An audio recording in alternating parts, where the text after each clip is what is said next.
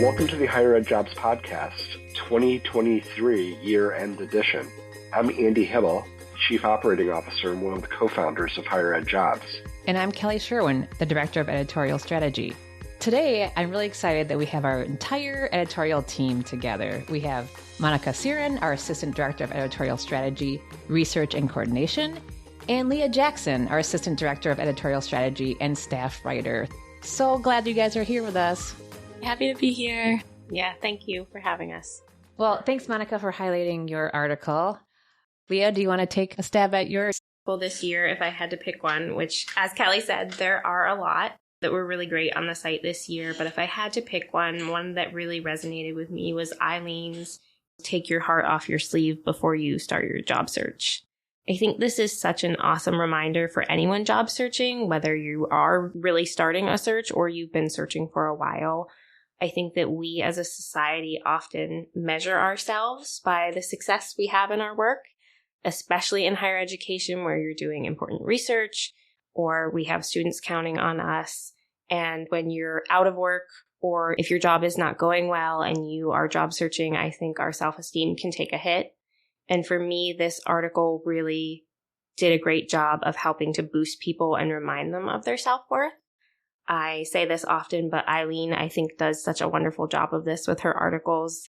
She's one of my favorite writers that we have to read. And I think she does an excellent job of validating the feelings that come with a job search. You often go through a lot of rejection in a job search, and it's such a valid feeling. But I think she does an excellent job of providing practical tips and reminders to help you sort of guard against some of those negative feelings. And I love the way that she wraps it up with "you are not your job search," because I think we forget that. We get wrapped up in it. And there's so much more to it than your job search and your career. And it doesn't have to define your value. So that was one of my favorite pieces this year that I think would be a great read for anyone, no matter where you are in your job search. Well, Leah, I agree. Eileen did a great job in this piece, and she does it in all of her pieces. And you did a fantastic job of summarizing it and highlighting it. And you're right. And a job search is emotional, and we sometimes define ourselves by, like if we got rejected, we're not good enough, or, whatever it might be. So to kind of take a pause and remind ourselves that we are good enough. And like I just pulled up her piece as you said that. And I agree. The way she summarized that last paragraph was great. And kind of she says, embracing this journey as an opportunity for growth and self-discovery can be transformative. I think it is awesome. So thank you for bringing this article up, because I think it really will apply to so many job seekers out there that it's not, you're not the only one going through this, and don't be so hard on yourself. There's definitely job searches that are organic and career motivated and job searches that are necessary. And for job searches that are necessary, actually some of the luxuries of this, I think you're spot on. You don't necessarily have that same luxury to be able to accomplish everything you want to accomplish and do it the way you want to do it. You need to find a job if you're out of a job. I think the challenge is when you're applying for a job, the employer who's going to hire you isn't taking in consideration whether or not you have a job or you don't have a job or how stressful it is for you or any of those things. And what I would say is, while you might not have a lot of the same luxuries of being able to vet the position and find the opportunity that best meets what you're looking for at this stage, and you definitely need to move things along according to a quicker schedule because it's imperative to you, imperative in so many different ways, and to your family in many instances. I think what's hard is understanding the more emotionally committed you get to it, the more you understand that you have to distance yourself from it. I do think that this is an instance, and Kelly knows I'm a fan of this phrase, that sometimes slower is faster. If you try to accelerate this process because of your needs and making it go quicker, that could negatively affect your candidacy. You can let the institution know if there's some real info that, like, hey, I'm looking at another job, I'd like to make a decision that also would include something from you. That might be appropriate if you really are looking at another job and seriously considering it.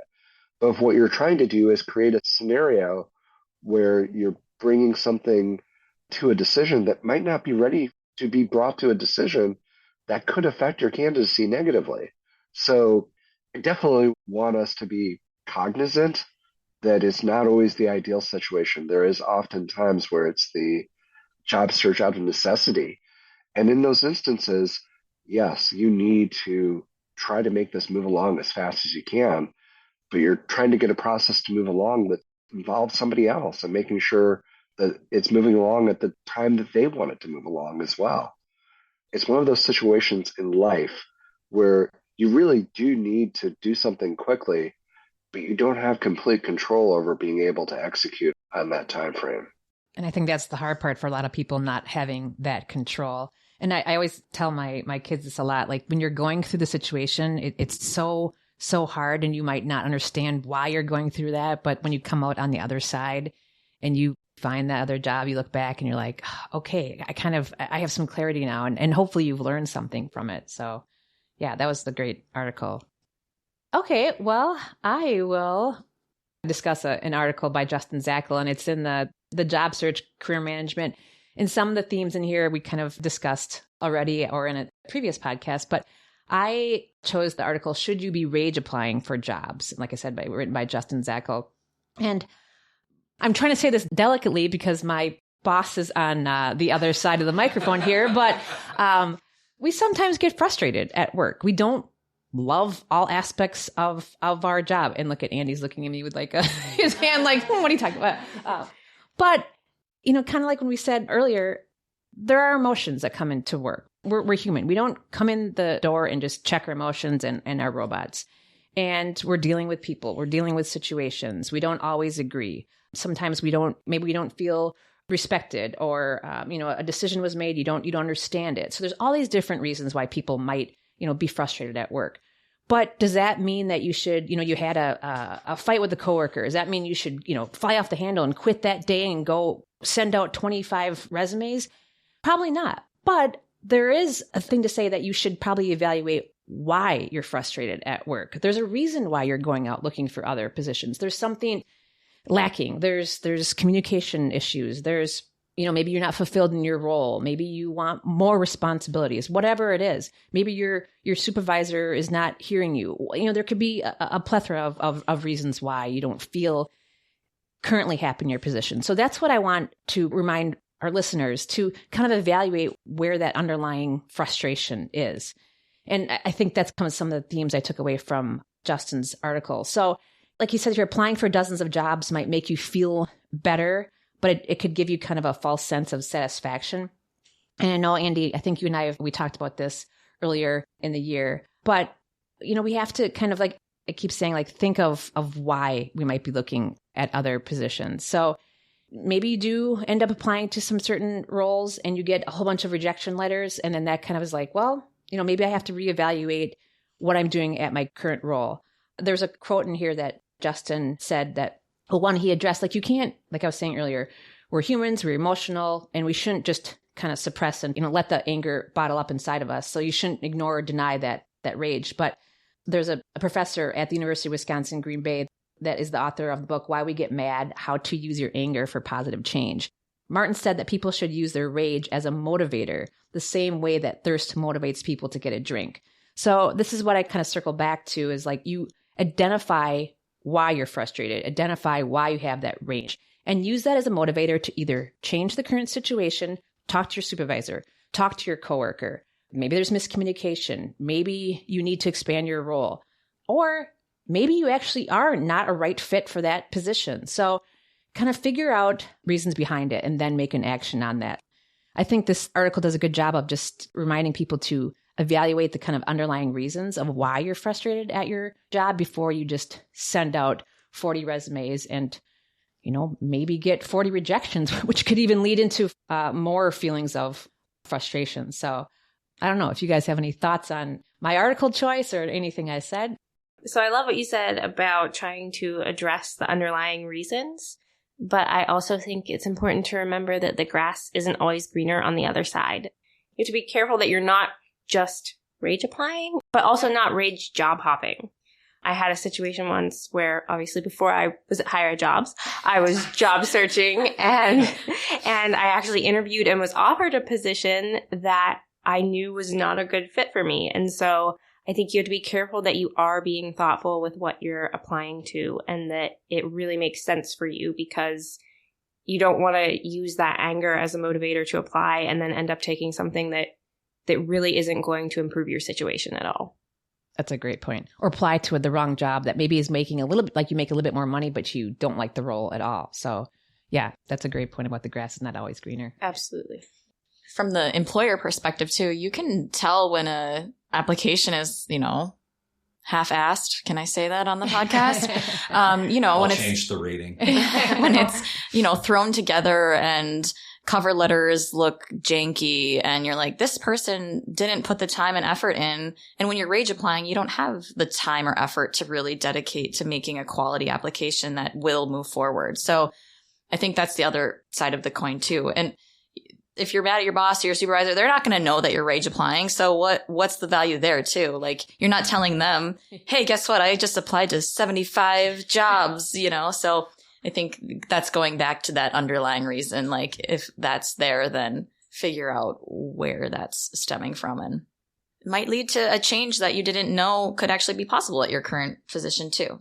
And I think going back to what I said about me being a younger professional, there's a lot of things that you're not told until you learn through your professional growth, and a lot of it is just asking. Do you want a title change? Ask. Do you want a pay raise? Ask. Do you have a problem that needs to be addressed? Ask. And that's not something that I think is very well emphasized for young professionals, is saying, like, I think a lot of times you jump into a role and you're like, oh, that's the role. That's what it is. This is the ground rules. This is the guidelines. Like, I can't break out of this. But I think that there's a lot of actual room there to get what you want, ask what you want for it. So I'm going to defend Justin here because there's a line in the article that I just love, which is, before unleashing your rage on a job board, maybe you should invoke the line from Jurassic Park about how scientists were too preoccupied with whether they could that they didn't stop to think if they should. I think that sums it up. I think we did a whole episode on this topic, that when you look at this, I'm thinking it was really about chasing the dopamine here. You're pissed. So the way to get back and feel better and get that big dose of dopamine is to apply. And really, the rage and the emotion is not a substitute for the responsibility for the plan, which is the common theme that you all have shared. Kelly, you're spot on with this piece. You can do this. You should use it as the motivation to go do something. If this is it, that's great. But the rage does not forgive you of the responsibility to yourself to do a strategic process or plan to exit yourself from a position.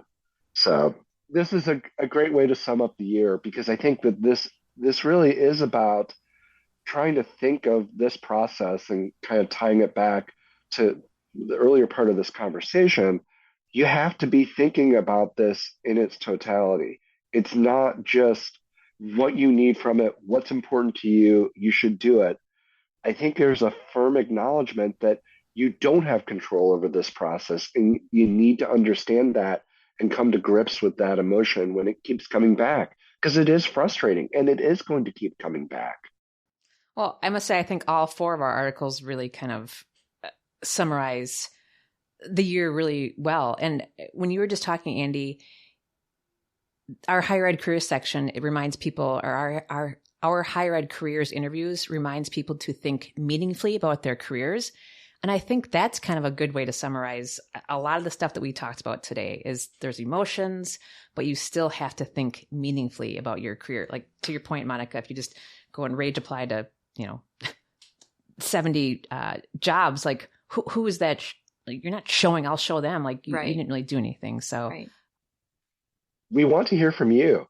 Please send your questions, comments, thoughts, reflections. Do we miss an article that you loved? Please tweet me at HigherEdCareers, or feel free to email us at podcast@HigherEdJobs. We'd love to hear what you have to say.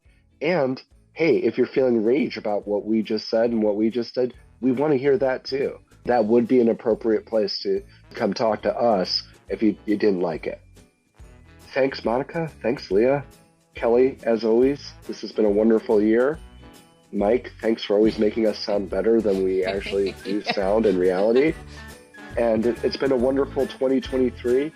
And we hope that everybody who's listening has a wonderful holiday season and has a very, very happy and healthy 2024. We really appreciate you listening. And we really hope that 2024 brings you many great professional experiences in a job that you love. Thanks, guys. Thank you. Take care.